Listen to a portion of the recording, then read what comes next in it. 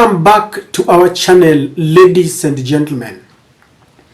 From tomorrow, Saturday, William Ruto will embark on a tour, a 5-day quotes-in-quotes development tour in Central Province, and the culmination of this tour will be in Sagana Lodge. This is a tour that Gachagua has waited for with bated breath. It started after the demonstrations reached fever pitch and William Ruto was losing popularity, and it exposed him because ever since William Ruto took oath of office, there is something he has suffered from. Legitimacy issue, something that he has tried by every means to achieve. He has tried to buy Azimio leaders. He realizes that the leaders go, but the supporters are not still with him.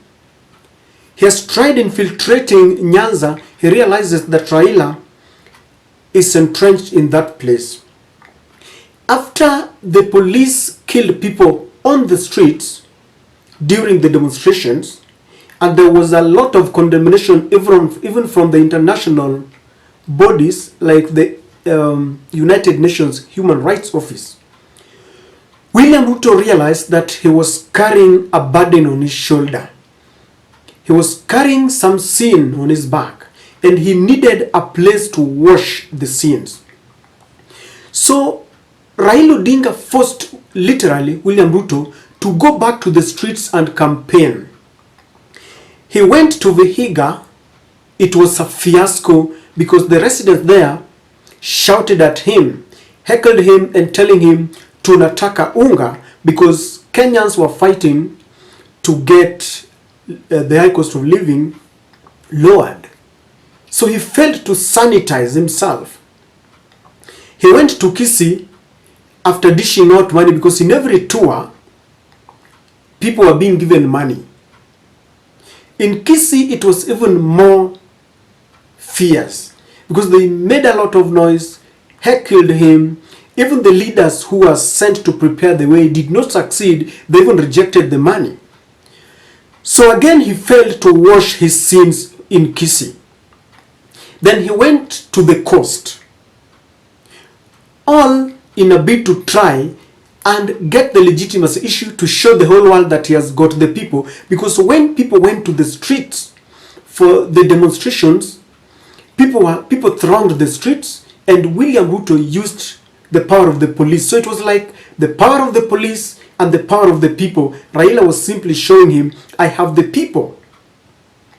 Corroborating what Raila has always said, that my votes were stolen. So William Ruto went to the coast. In the coast, it was not different. There was no such a warm reception, and some place was it in Kilifi, where people questioned why he cannot or he could not lower the cost of living.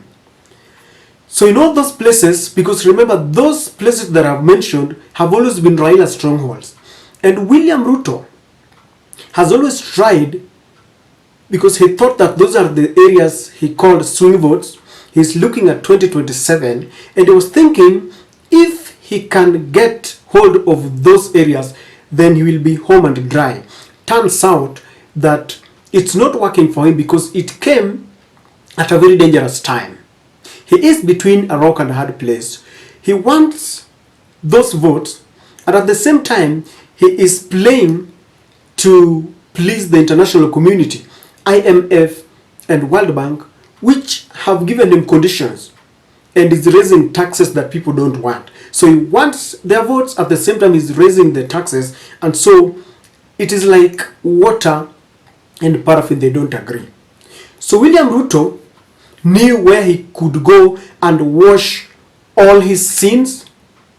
He knew, and he knows very well where he can go, and a whole population will be listening to his lies. And that is Central Province. There is one capture that William Ruto will continue to play. It is a card that is working well for him. And the card here could not have come at a better time. The handshake card.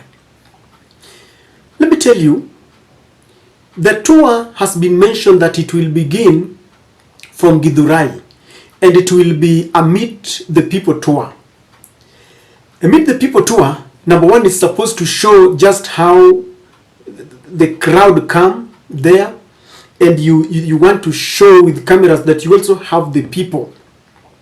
And he also wants to show that when people are going out there to demonstrate because they want the high cost of living to lower down, he wants to portray that it is Raila's selfish interest. And he wants to portray to the people that Raila is fighting for self-aggrandizement. So we'll start in Githurai up to Kenol. And this is going to be reminiscent of when they were campaigning and he was promising the Hustler Nation havens. There was a church where he was tear gassed and all that. He will sojourn there just to show how they were persecuted before they got to power.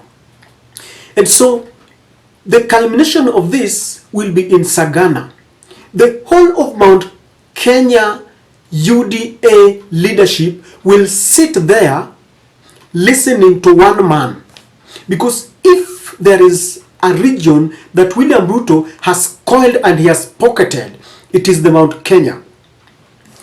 I want you to take you back to the days when Raila started the demonstrations, and William Ruto sold to them this lie that it is Uhuru Kenyatta who is the author and the finisher of their predicaments. And then he gave Rigathi Gachagua a bait to swallow, a poisoned chalice. So the Mount Kenya fraternity are suffering from two things, and William Ruto is really exposing them and enjoying the weakest link. Number one is that of the handshake, and number two is Rigathi Gachagua being told that he must be a Mount Kenya kingpin and he must sweep away everyone who is ahead of him. So when William Ruto goes to Central, I have seen certain development projects that are being mentioned there, but those are just theoretical. There is no launching of a proper project. If you compare to what William Ruto has done in Western, when he launched even an airstrip in Nyanza and all that. So when they get there, he will let the Mount Kenya to talk about a handshake. And who will be leading this? Kimani, Ichungwa, and Rigathi Gachagua. And these are the things that William Ruto is going to do, and he will sanitize himself there. He will wash away all the sins in Central. He will, leave all the blood-stained fingers in Central Province. The last time they were with William Ruto, I remember Ndindi Nyoro, Rigathi Gachagua, and Kimani Ichungwa told William Ruto one thing, that Raila Amolo Odinga has managed to manipulate the previous regimes, Mwai Kibaki, and they got into a coalition government. And then they say that he manipulated Uhuru Kenyatta and he got into a handshake. But they told William Ruto that we know you are a jamba sijui ni nini kwa hiyo nini, but I think is a real man, somebody I think who has been circumcised or something of that kind. I'm not very sure. But they told him you are a jamba. You are a son of a Mau Mau. And so Raila Amolo Odinga will not dictate you, will not manipulate you. So when William Ruto goes back to Central, he is going to tell them that Raila Amolo Odinga wants to get into government through the back door to take away the rightful seat of your son Rigathi Gachagua. It is like reduction and oxidation for those who remember the chemistry.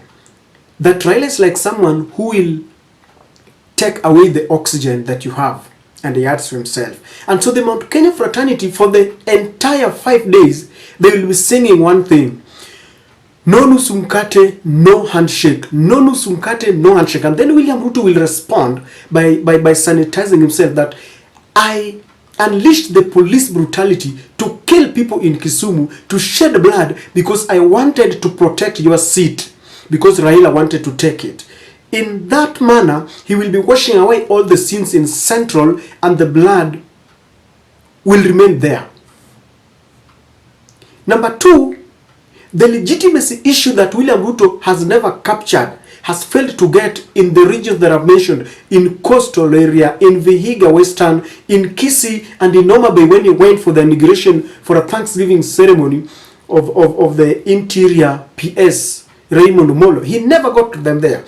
He's going to find it in Central, and they are going to praise him. In fact, you will see them, flashing back how Uhuru Kenyatta tried to stop them from getting power, how they were persecuted. Almost 1 year down the line, they are going to start telling stories of how they were tear gassed, how they were persecuted, how they were taken to court, and they are going to give William Ruto that legitimacy that they are still with him. So William Ruto is going to wash his hands, the blood-stained fingers there. He's going to show why he killed people. He's also going to show the international community and everybody that I have the people. In as much as Raila has the people there, I also have my people. Number 3, William Ruto has found a golden opportunity only in Central to explain that it is useless going to the street because of the high cost of living. That is why he's going to take his time to justify why taxes have to be raised, to justify why the Finance Bill 2023 has to pass even in court, because it is like the Central people don't feel the pangs of hunger. Ladies and gentlemen, the leaders in Central will not concentrate on any development agenda. They are obsessed about 2032. They are obsessed about the power. They feel that if Raila gets there, then they will be displaced. And that is the weakest link that William Ruto is going to use there. The final one, William Ruto is setting Mount Kenya against the whole country.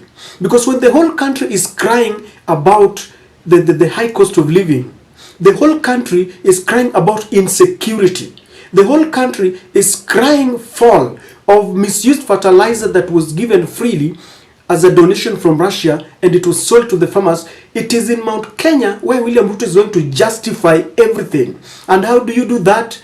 They have been given a scarecrow, Raila Amolo Odinga. And that is the weakest link that William Ruto is going to use. So by the time William Ruto comes out of Central Province, the bloodshed was okay because it has been washed in Central and they have that blood. High cost of living and high taxes is okay because the Mount Kenya shall have accepted it. And then the legitimacy issue, William Ruto also has the people that can stand with him. And the third one, he's going to still, chide them against the first family, Kenyatta family. And even, let me tell you, today if William Ruto wants the Mount Kenya to go and invade the Northern farm for the second time, they will go because he knows where to tune. And so, ladies and gentlemen, as he prepares for a 5-day tour, I can assure you that William is going to benefit more than the Central and the Mount Kenya, because by the end of that tour, it will be Mount Kenya against the nation. I don't know what you think, but that is my take.